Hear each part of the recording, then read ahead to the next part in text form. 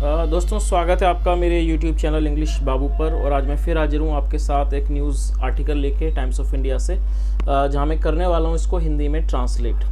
तो चलिए सबसे पहले हम इसकी हेडलाइन देख लेते हैं। Women paid less than man for same work in towns and villages. क्या मतलब हुआ इसका? देखिए यहाँ पर ये पे का मतलब होता है किसी को भुगतान करना या फिर किसी को पैसों की अदायगी करना। तो जैसा यहाँ पर आप देख सकते हैं वीमेन पेड, जिससे ये लग रहा है कि वीमेन पे करती हैं, लेकिन ये ऐसा नहीं है, क्योंकि यहाँ पर इसका क्या मतलब है, वीमेन आर पेड। क्या मतलब कि महिलाओं को पैसे अदा किए जाते हैं, फिर महिलाओं को वेतन दिया जाता है, क्योंकि ये न्यूज़पेपर की जो हेडलाइंस होती है उसके अंदर हेल्पिंग वर्ब का कम ही प्रयोग किया जाता है। तो क्या मतलब हुआ वीमेन पेड, मतलब महिलाओं को पैसे दिए जाते हैं या फिर कह सकते हैं महिलाओं को भुगतान किया जाता है। लेस देन मैन मतलब कि आदमियों से कम।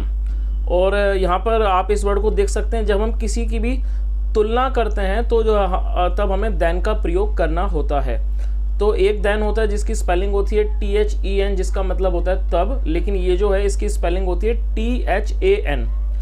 और इस देन का प्रयोग हमें जब करना है जब हम दो चीज़ों के बीच में कोई भी किसी भी प्रकार की तुलना करते हैं। तो आप इन चीज़ों को आपको याद रखना है। देन तो क्या मतलब हुआ, women paid less than man, मतलब महिलाओं को पे किया जाता है, महिलाओं को भुगतान किया जाता है, मतलब तनख्वाह दी जाती है लेस देन मैन मतलब आदमियों से कम।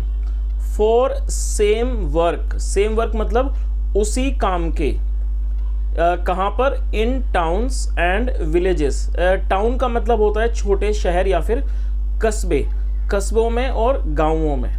तो दोस्तों ये इसकी हेडलाइन थी। अब मैं इस आर्टिकल को पढ़ना शुरू करता हूँ। आपसे रिक्वेस्ट है आप इसे बिल्कुल ध्यान से सुने ताकि आप इसको अच्छे से समझ सकें। Market determined wages for similar work are significantly lower for women compared with those of man in both rural and urban India. क्या मतलब हुआ? देखिए मार्केट डिटरमिन्ड का मतलब होता है बाजार निर्धारित। तो जो बाजार निर्धारित वेजेस हैं, वेजेस का मतलब होता है मजदूरी, मजदूरी या फिर हम इसको वेतन कह सकते हैं। किसी भी व्यक्ति को काम करने के एवज में जो उसको धनराशि प्राप्त होती है उसको वेजेस कहा जाता है, जिसको हम वेतन भी कह सकते हैं और मजदूरी भी कह सकते हैं। तो क्या मतलब हुआ, मार्केट डिटरमिन्ड बाजार निर्धारित जो वेजेस हैं, मतलब कि जो तनख्वाह है या वेतन है, फॉर सिमिलर वर्क। सिमिलर का मतलब होता है समान या फिर एक जैसा, एक जैसे काम के लिए। फॉर सिमिलर वर्क एक जैसे समान काम के लिए। Are significantly lower. देखिए सिग्निफिकेंटली का क्या मतलब होता है, उल्लेखनीय ढंग से, या फिर इसको कह सकते हैं महत्वपूर्ण ढंग से, मतलब उल्लेखनीय ढंग से। आर सिग्निफिकेंटली लोअर मतलब उल्लेखनीय ढंग से कम है। लोअर का मतलब होता है कम होना। फॉर वीमेन मतलब कि महिलाओं के लिए। यहाँ पर आप एक और चीज़ नोट कर सकते हैं, जब एक महिला होती हैं तो उसके लिए हमें WOMAN लिखना होता है, और जिसकी प्रोनाउंसिएशन होती है वुमेन। और एक से जब अधिक महिलाएं होती हैं तो वहाँ पर हमें MAN के बजाय MEN लिखना होता है, जिसको हम पढ़ते हैं women.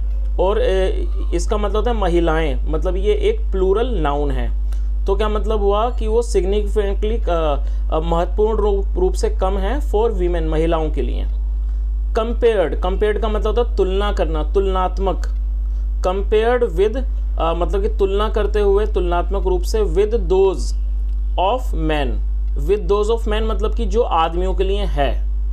In both rural and urban India. Rural का मतलब होता है ग्रामीण, मतलब बोथ का मतलब होता है दोनों। इन बोथ मतलब दोनों में।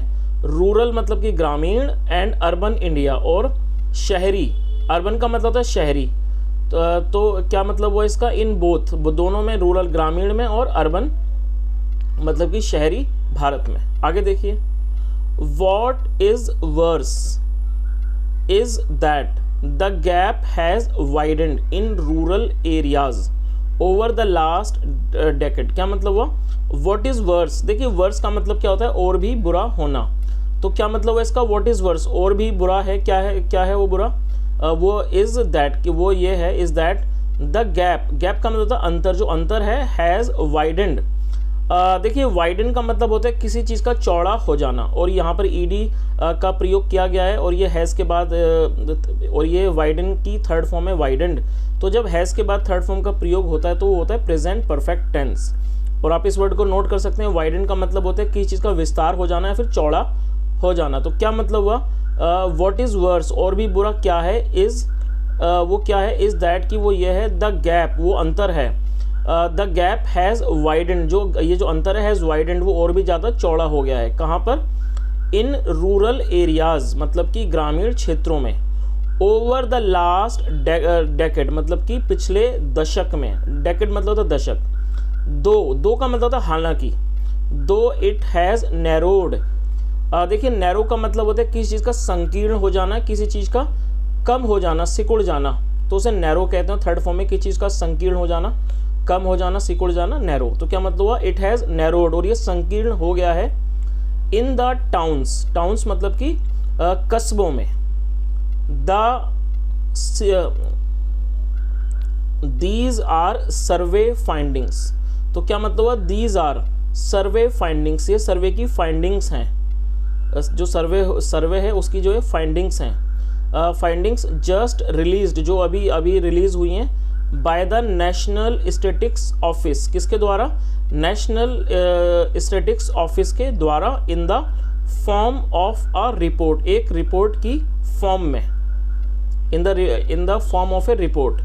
Women and man in India मतलब कि महिलाएं और पुरुष इन इंडिया में 2022। आगे देखिए, ड्यूरिंग अप्रैल जून 2022 मतलब कि अप्रैल जून 2022 के दौरान, the time of the latest survey, जो टाइम है the time of the latest survey, latest होता है हाल फिलहाल का सबसे ताज़ा latest survey, the female wage, जो फीमेल वेज है मतलब जो महिलाओं का जो मजदूरी है, फीमेल वेज रेट रेंज्ड, उसने रेंज किया है अक्रॉस स्टेट्स, अक्रॉस स्टेट्स मतलब कि सारे स्टेट्स में, स्टेट राज्यों में, फ्रॉम जस्ट ओवर हाफ, किससे, from just over half to 93.7%, from just over half मतलब आधा, आधे से 93.7% ऑफ मेल वेजेस मतलब कि पुरुषों के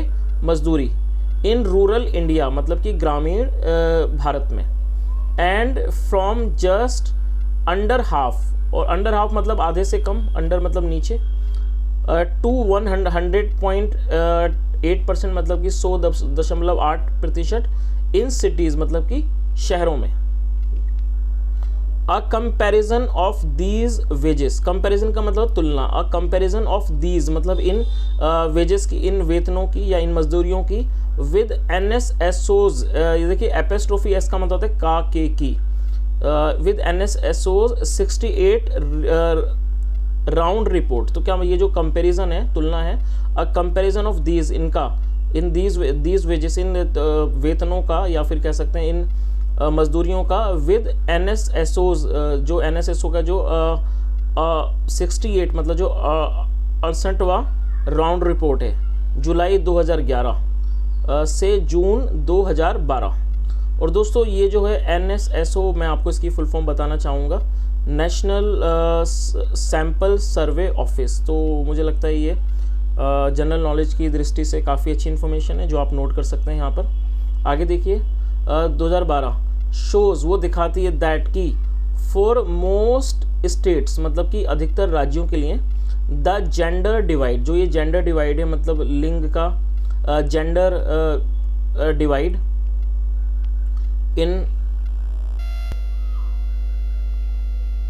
इन वेजेस हैज़ इंक्रीज। तो क्या मतलब हुआ, जेंडर डिवाइड इन वेजेस, इसका क्या मतलब हुआ, मजदूरी में लिंग विभाजन, हैज़ इंक्रीज्ड, इंक्रीज का मतलब होता है बढ़ना, तो हैज़ इंक्रीज मतलब बढ़ा है, इन द रूरल एरियाज़ मतलब कि ग्रामीण क्षेत्रों में, इन 11 में, ऑफ 19 लार्ज स्टेट्स मतलब कि 19 बड़े राज्यों में से, large states, urban areas, urban का मतलब होता है शहरी, जो शहरी हैं उन्हें अर्बन कहा जाता है, urban areas on the other hand मतलब कि दूसरी तरफ, हैव विटनेस्ड, देखिए विटनेस का मतलब होता है किसी चीज़ का गवाह बनना है, विटनेस या देखना है, विटनेस ने देखा है।